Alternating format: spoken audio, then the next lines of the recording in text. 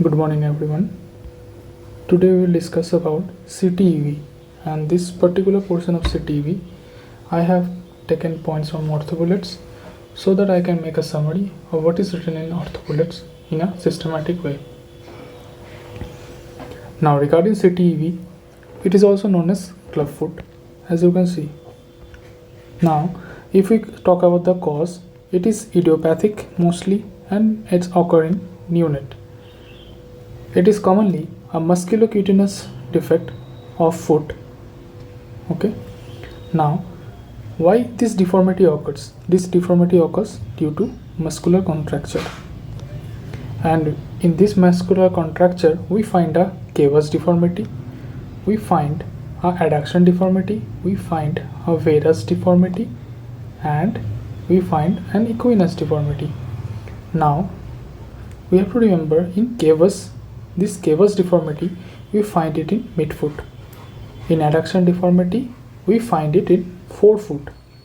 And varus and equinus, we found it in hindfoot. This is the thing we remember. Last two, V and E, we find it in hindfoot, cavus in midfoot. Okay.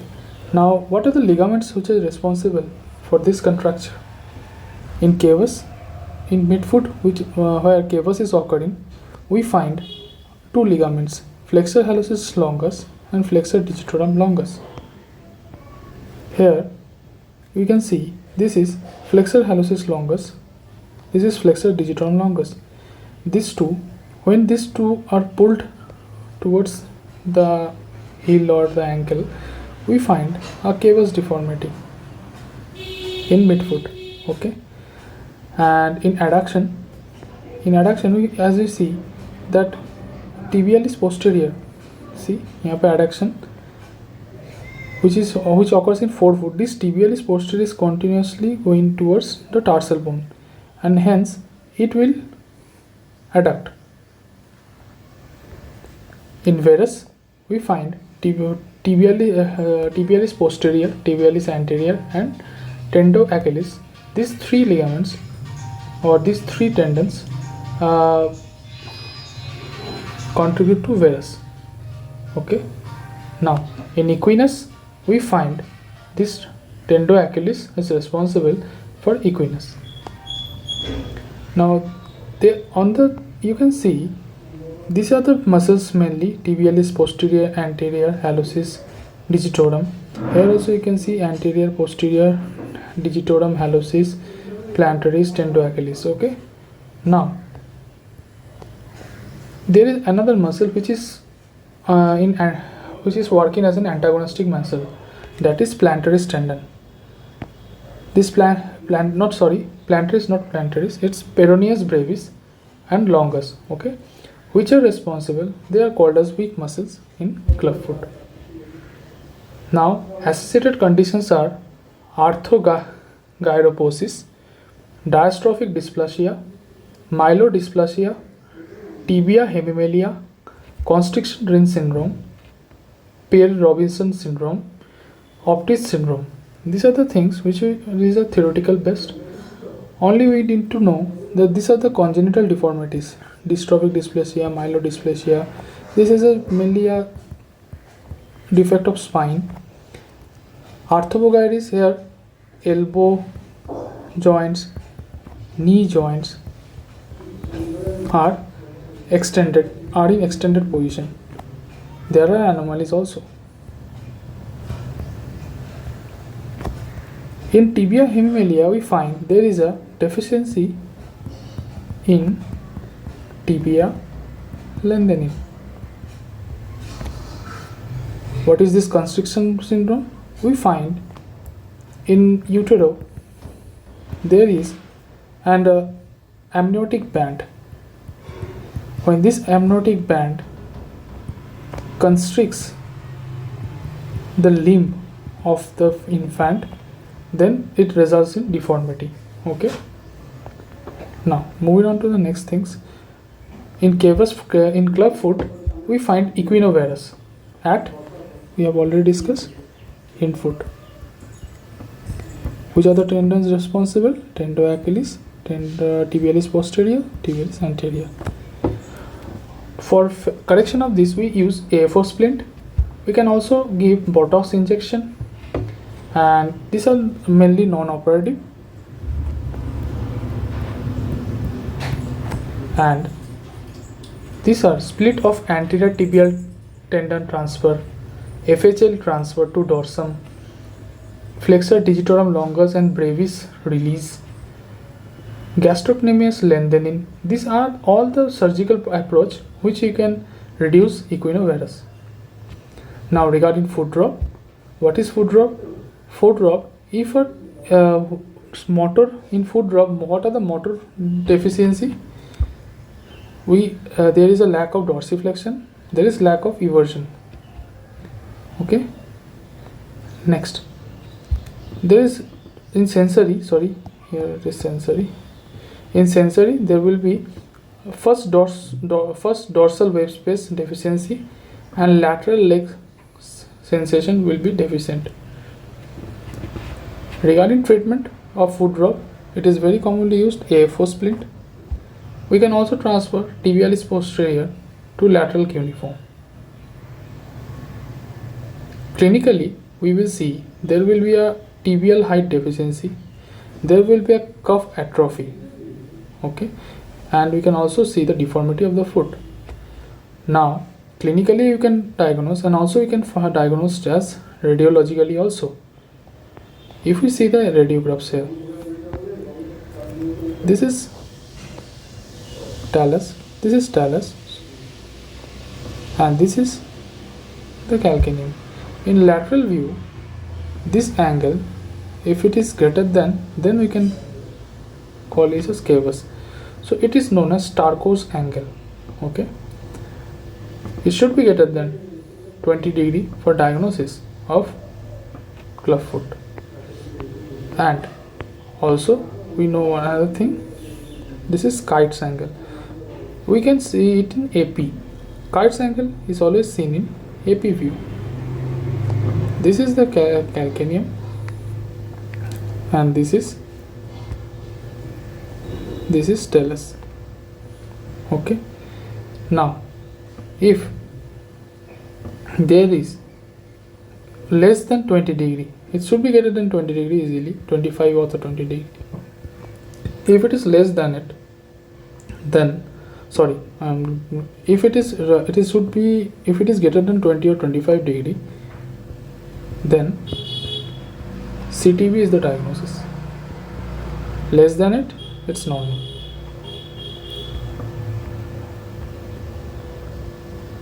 Now,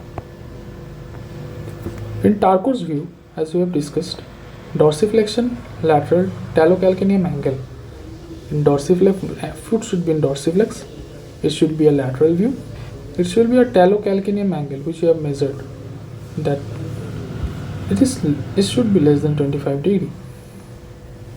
If it is more than it, then it's diagnosed. If it is more than 25, then we diagnosed as CTV. If the AP angle, talocalcaneum angle, that is Kite's angle, if normally it is 20 degree से कम होता है, if it is greater than 20 degree, then it's diagnosed as Kite's angle. CTV. Another angle we also measure, talus and first metatarsal. If it's greater than 20 degree, then we diagnose as CTV. Also nowadays we can also diagnose this CTV in utero, in first, second and third trimesters.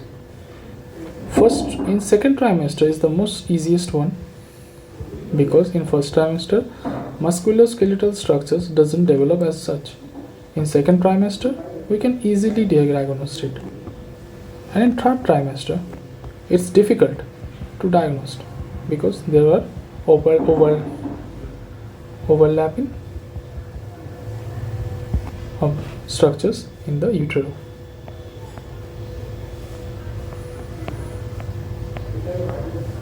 Now quickly coming to treatment. We all know the treatment consists of non-operative and operative. Non-operative and operative.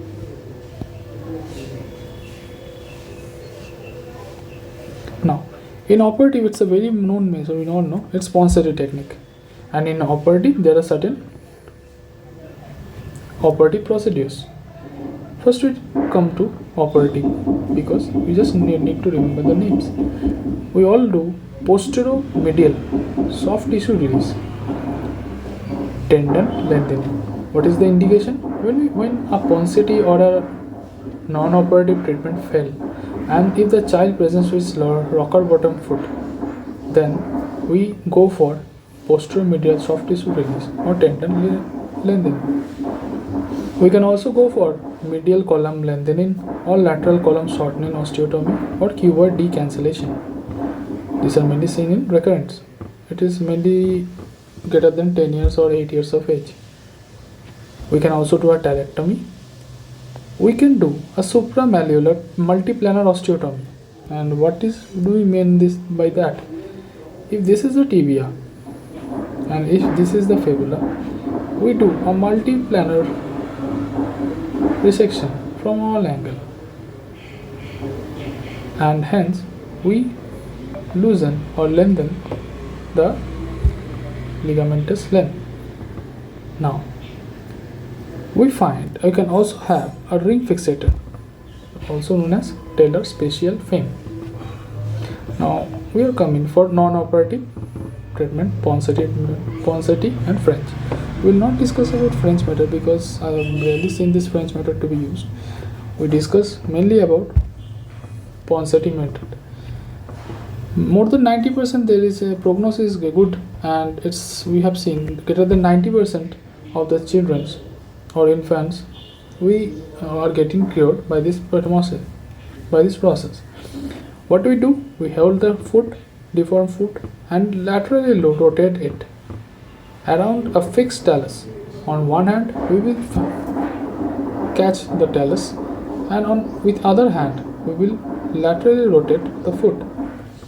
And the sequence of correction will be cave. First we will correct cave, then adduction, then varus, then equinus. Then after some time, we will go for heel cord tenotomy, which is mostly required in 90% of cases. Then we will go for an hip abduction orthosis. Okay. Now, in details, if we go for Ponseti, we have to remember certain things. In first to 4 months, when a child comes, we will have an weekly casting. We will have an weekly casting with a fixed technique. What techniques? First, we will flex the knee to 90 degree, and then we will correct the foot in cave way. So first we will correct cavus, then we will make the forefoot supinated, then we will abduct, and then we will correct varus. First cavus, then forefoot will be supinated, and then we will give abduction to the foot and varus.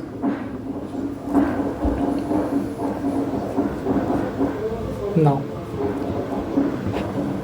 after 1 to 4 months, when this serial casting has been done, then we have to do our tendo-Achilles lengthening by 8 weeks, means after 2 months, for equinus correction. When this tendo-Achilles lengthening is required, when cavus has been corrected, adduction has been corrected, and before varus has been corrected, and remaining equinus component is left, then we will go for equinus correction. After this tendo-Achilles releasing, we will keep the leg in cast for maximum dorsiflexion for 3 weeks. Then after 4 to 8 months, we will have a foot ankle orthosis for 23 hours for next 3 months. Then we will, if 2 to 4 hours, then after 2 to 4 years, we will have an tibial anterior tendon transfer.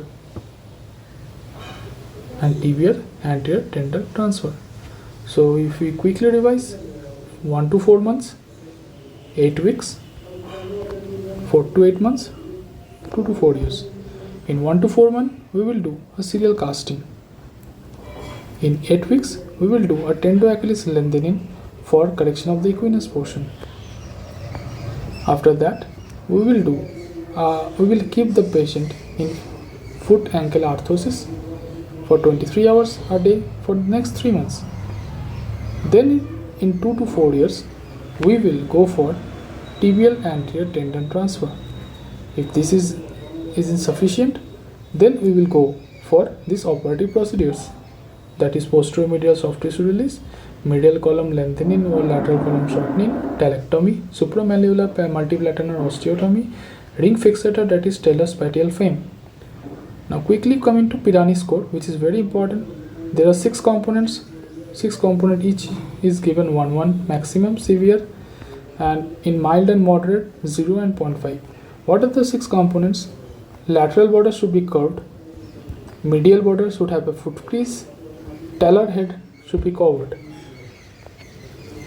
In hind foot, we will have a posterior crease, there will be a rigid equinus, and there will be an empty heel. So revise with me: curved lateral border, medial foot crease, talar head coverage. In hind foot, it is posterior crease, rigid equinus, and an empty heel.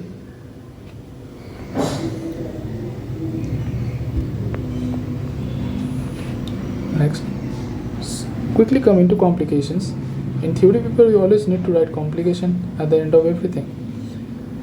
Non-operative complications are deformity relapse, deformity can come back, dynamic supination. What is this dynamic supination?